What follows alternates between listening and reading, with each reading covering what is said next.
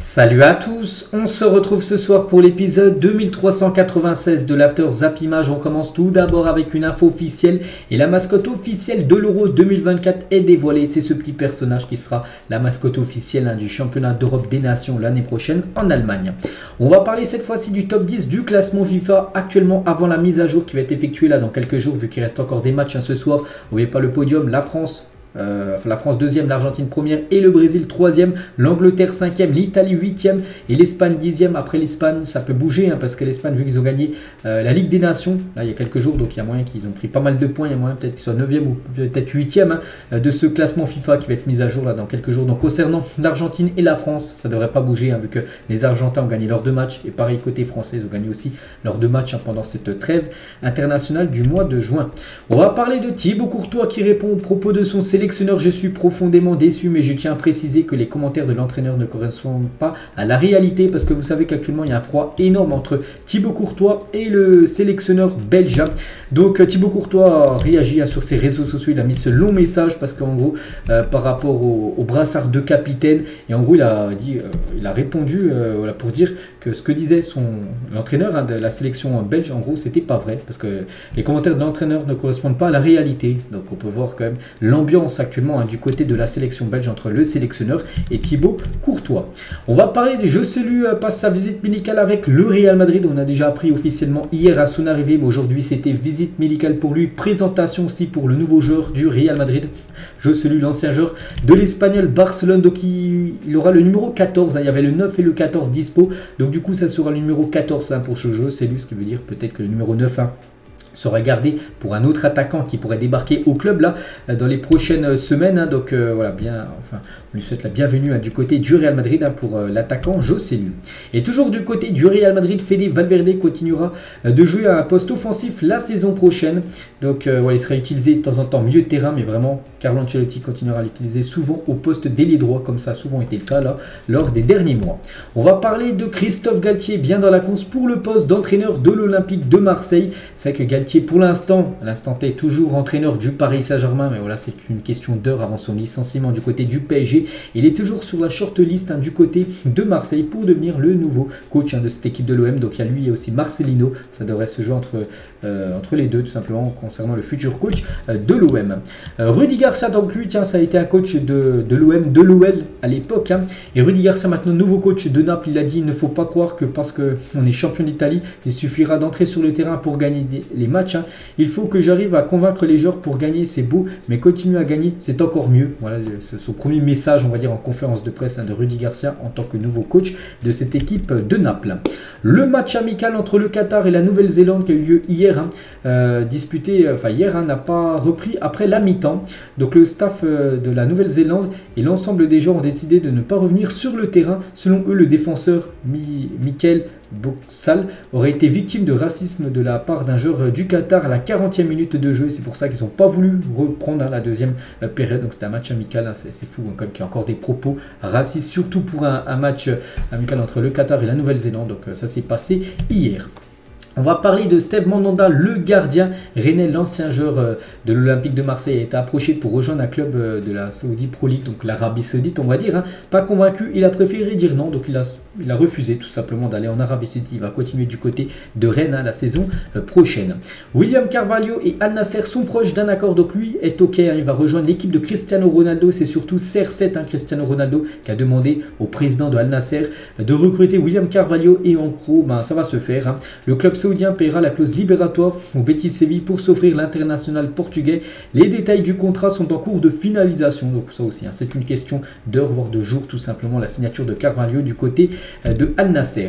Nicolas Jackson qui fête son anniversaire aujourd'hui, le jeune attaquant de Villarreal qui fête aujourd'hui ses 22 ans, j'en ai parlé à midi avec les anniversaires, bref, se rapproche plus que jamais d'un transfert à Chelsea. Une offre de 35 millions d'euros devrait bientôt être envoyée à Villarreal, synonyme de paiement de sa clause libératoire. L'international sénégalais souhaite s'engager à long terme et il n'a que Chelsea en tête. Donc voilà, si tout le monde est ok, si Villarreal veut le vendre, si le joueur veut rejoindre Chelsea et si Chelsea veut le joueur, donc ça va se faire, il n'y a pas de souci. Et Chelsea va débourser 35 millions d'euros, le montant en gros de sa clause libératoire. On va parler des Jeux de l'équipe de France féminine, parce que dans un mois, jour pour jour, début de la Coupe du Monde féminine, qui commence le 20 juillet, on est le 20 juin. Bref, les 26 jeux sélectionnés par Hervé Renard pour préparer la Coupe du Monde en Australie se réunissent à Clairefontaine à partir de ce mardi, aujourd'hui. L'objectif de ce premier stage est d'homogénéiser la condition physique des joueuses, donc il n'y aura pas encore de grosses séances d'entraînement, parce qu'on est quand même à un mois, il reste quand même pas mal de temps avant le début de cette compétition, mais voilà, c'est déjà pour que toutes les joueuses, voilà, soit ensemble, pour qu'il y ait bien sûr une bonne ambiance du côté de l'équipe de France. Puis après le travail arrivera dans les prochains jours pour cette équipe de France féminine. Objectif, essayer de gagner leur première Coupe du Monde. 108 buts pour ces deux hommes cette saison, 54 chacun. C'est que Mbappé 54 buts, Erling Haaland 54 buts, peut-être des buts en plus pour Haaland, parce qu'il lui reste encore un match à jouer. C'est ce soir contre l'équipe de Chypre, donc il peut encore améliorer son total actuellement. Mais les deux, si on cumule leur nombre de buts, 108 buts inscrits par Haaland et Kylian Mbappé sur cette saison, toute compétition confondue, un club plus sélection. Selon la dépêche du Midi, l'ancien Toulousain Issa Diop est en garde à vue pour menace de mort sur sa compagne, sur sa copine en gros. Donc le défenseur a reconnu les faits en tentant de les minimiser, assurant que ses paroles n'étaient pas sérieuses. Donc voilà, pour menace de mort à répétition sur sa compagne. Donc elle a porté plainte, elle est partie voir la police, tout ça, puis du coup il lui disait que c'était pour plaisanter, tout ça, mais il est quand même en garde à vue, le joueur Issa Diop. Officiel, Bryan Cristante prolonge jusqu'en juin 2027 à l'AS Roma. Voilà, ce joueur prolonge son contrat du côté de l'équipe de José Mourinho. On va parler de Boubacar Kamara. Donc il aura joué 0 minutes sur ce rassemblement, parce qu'oubliez pas que ce joueur avait remplacé Rabiot. Rabiot avait annoncé son forfait pour jouer les deux matchs de l'équipe de France. Du coup, Deschamps a appelé un nouveau joueur, Kamara. Et Kamara, pourtant, vu qu'il n'était pas dans le groupe France, il était parti en vacances, alors qu'il partait en lune de miel avec sa femme. Boubacar Kamara a eu la bonne surprise ou pas d'être appelé en équipe de France pour remplacer Adrien Rabiot. Et voilà, sur ce rassemblement, donc il n'aura joué aucune minute, 0 minute sur ce rassemblement. Donc bien sûr, sa copine avait été très déçue qu'il rejoigne le groupe France, et surtout qu'il n'a joué aucune minute, Boubacar Kamara. On va parler de Wilfried Mbappé. C'est tout simplement le papa de Kylian, a rendu visite aux participants de la Pater Cup cet après-midi, un tournoi où 100 prêtres d'Île-de-France s'affrontent en équipe. Voilà, des prêtres jouent des matchs de football en gros, et Wilfried Mbappé était présent bien sûr pour regarder ces rencontres. Amir Richardson ne restera pas au Havre la saison prochaine, a adressé un message d'adieu au peuple havrais sur Instagram après le départ d'un joueur algérien qui a déjà quitté le club, un joueur très important. Il a rejoint le Qatar. Donc un autre joueur aussi du Havre ne jouera pas la saison prochaine en Ligue 1, parce que ce joueur Amir Richardson en gros a annoncé son départ après plus de 5 ans passés du côté du Havre.